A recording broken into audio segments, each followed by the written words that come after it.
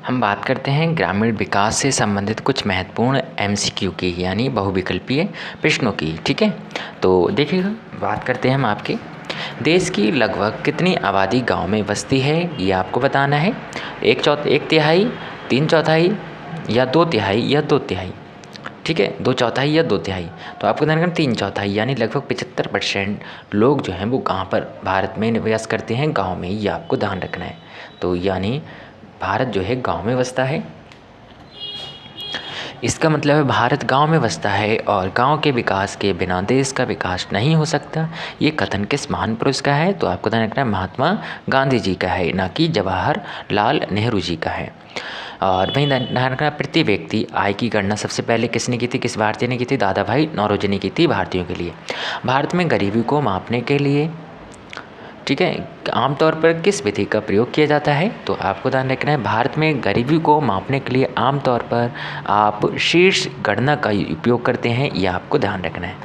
इसी के साथ साथ हम बात करते हैं आपके प्रश्न नंबर 4 की। तो देखिएगा, प्रश्न नंबर 4 की अगर बात करें तो इसमें आपको ध्यान रखना है भारत में निर्धनता को राष्ट्रीय प्रतिदर्श सर्वेक्षण संगठन यानी NSSO की हिंदी में फुल फॉर्म आपको ध्यान रखना है।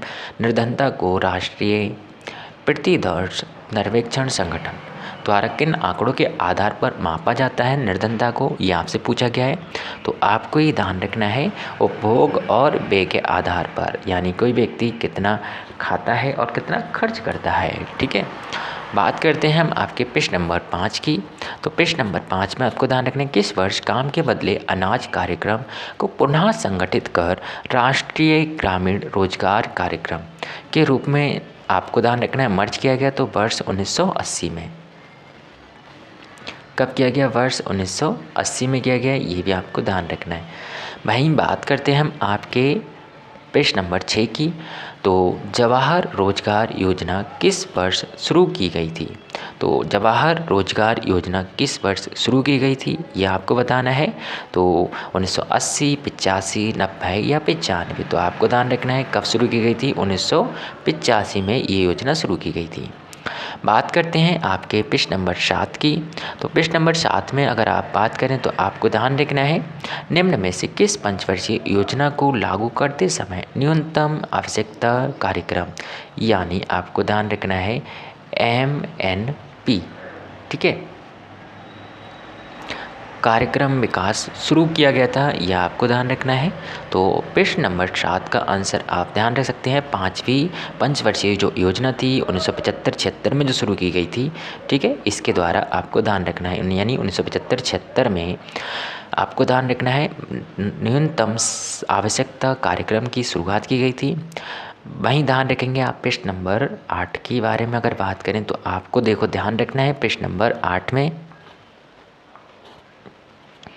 प्रश्न नंबर 8 में देखिएगा आपको क्या क्या, प्रश्न नंबर 8 की अगर बात करें तो इसमें आपको पता होना चाहिए अनुसूचित जाति, जनजाति और अन्य गरीब परिवारों को निःशुल्क आवास देने के लिए वर्ष 1985 में कौन सी योजना शुरू की गई थी? तो आपको ध्यान रखना है वो कौन सी योजना थी? इंदिरा आवास योजना। तो इंदिरा आवास योजना आपको ध्यान रखना है वर्ष 1985 में प्रारंभ की गई एक योजना थी, ये आपको ध्यान रखना है। ऐसी योजनाएं जिनके कार्यान्वयन हेतु वित्त की व्यवस्था केंद्र और राज्य द्वारा मिलकर की जाती है उन्हें किस तरह की योजना कहा जाता है? तो आपको ध्यान रखना केंद्र प्रायोजित योजना के नाम से जाना जाता है। वहीं केंद्रीय क्षेत्र की योजना में आपको ध्यान रखना है पूरा खर्चा केंद्र सरकार देती है, जबकि केंद्र प्रायोजित योजना में आपको ध्यान रखना है राज्य और केंद्र दोनों की सरकारें मिलकर खर्चा उठाती हैं, ये भी आपको ध्यान रखना है, ठीक है। तो केंद्र प्रायोजित योजना में। वही हम बात करते हैं आपके प्रश्न नंबर 10 की। तो प्रश्न नंबर 10 में देखिएगा क्या ध्यान रखना है, ऐसी योजनाएं जिनके कार्यान्वयन हेतु वित्त व्यवस्था 100% केंद्र सरकार द्वारा वहन की जाती है वे किस प्रकार की कहलाती हैं? केंद्रीय क्षेत्र की योजनाएं कहलाती हैं। अगर आप आंसर देखना चाहते हो इसका आंसर भी दे सकते हैं, ठीक है, यहाँ से आंसर लिखा हुआ है। तो बात करते हैं ट्रिकल डाउन प्रभाव निम्न में से किससे संबंधित है? तो ट्रिकल डाउन आपको ध्यान रखना है कि संबंधित विकास एवं रोजगार के प्रसार से संबंधित है। बात करते हैं आपके प्रश्न नंबर 12 की। तो प्रश्न नंबर 12 की अगर बात करें तो आपको देखो क्या क्या ध्यान रखना है। प्रश्न नंबर 12 में कितने वर्ष की आयु के मध्य की ग्रामीण महिलाएं और पुरुष ग्रामीण युवा कहलाते हैं। तो कितने आपको ध्यान रखना है, आयु के मध्य की महिलाएं और पुरुष ग्रामीण युवा कहलाते हैं, यह आपको ध्यान रखना है। तो इसका सही आंसर आपको ध्यान रखना है 15 से 35 वर्ष तक के जो ग्रामीण युवा होते हैं, मतलब ग्राम में जो युवा होते हैं उन्हें ग्रामीण युवा के रूप में जाना जाता है, ये आपको ध्यान रखना है। ठीक है, तो उन्हें हम क्या कहते हैं, ग्रामीण युवा कहते हैं, ये भी आपको ध्यान रखना है। भाई हम बात करते हैं आंगनवाड़ी केंद्र कितने आयु वर्ग के बच्चों के लिए शुरू किए गए थे। तो आपको ध्यान रखना है, ये आपको ध्यान रखना है आंगनवाड़ी जो केंद्र हैं ये कितने आयु वर्ग के लिए शुरू किए गए थे। तो ये 6 माह से लेकर 6 वर्ष तक के बच्चे जो हैं उनके लिए आंगनवाड़ी केंद्र शुरू किए गए थे। जीवन स्तर को सुधारने हेतु आवश्यक सुविधाएं सेवाएं किस तरह की आवश्यकताएं कहलाती हैं। जीवन स्तर को सुधारने हेतु आवश्यक सुविधाएं सेवाएं किस इस तरह की आवश्यकताएं कहलाती हैं। तो इसका आपको करेक्ट आंसर ध्यान रखना है, यानी न्यूनतम आवश्यकताएं कहलाती हैं। गिनी कृमि, लौह फ्लोरोसिस आदि को समाप्त करने के लिए वर्ष 1986 में किस मिशन की शुरुआत की गई थी। तो वर्ष 1986 में आपको ध्यान रखना है किस मिशन की शुरुआत की गई। तो वो मिशन था आपका राजीव गांधी राष्ट्रीय पेयजल मिशन। वहीं ध्यान रखना है वर्ष 2003 में हरियाली योजना किस उद्देश्य से प्रारंभ की गई। तो हरियाली योजना आपको ध्यान रखना है, हरियाली योजना आप ये कह सकते हैं उपर्युक्त सभी के लिए शुरू की गई थी। तो यानी हरियाली जो योजना है ये आपको ध्यान रखना है उपर्युक्त सभी अगर ऑप्शन में है, ठीक है, तो एक बार आपको पढ़ लेना है, इसका उपर्युक्त सभी आप आंसर नहीं कह सकते। तो ये बंजर भूमि विकास के लिए शुरू की गई एक योजना थी हरियाली योजना।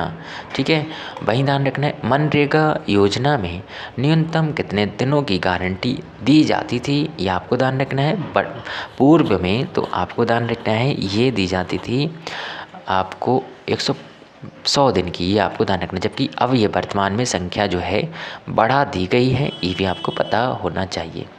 एकीकृत जल ग्रहण प्रबंधन कार्यक्रम किस मंत्रालय की एक पहल है। तो आपको ध्यान रखना है ये आपके ग्रामीण विकास मंत्रालय की एक पहल है। मरुभूमि विकास कार्यक्रम DDP कब शुरू की गई थी। तो आपको ध्यान रखना है मरुभूमि विकास कार्यक्रम आपको ध्यान रखना है वर्ष 1978 में प्रारंभ की गई थी। वहीं ध्यान रखना है ग्रामीण क्षेत्रों में शहरी सुविधाओं की उपलब्धता का कार्यक्रम कौन सा है। तो शहरी क्षेत्रों की उपलब्धता का कार्यक्रम आपको ध्यान रखना है पूरा है। ठीक है, तो आपको कमेंट बॉक्स में पूरा की फुल फॉर्म बतानी है।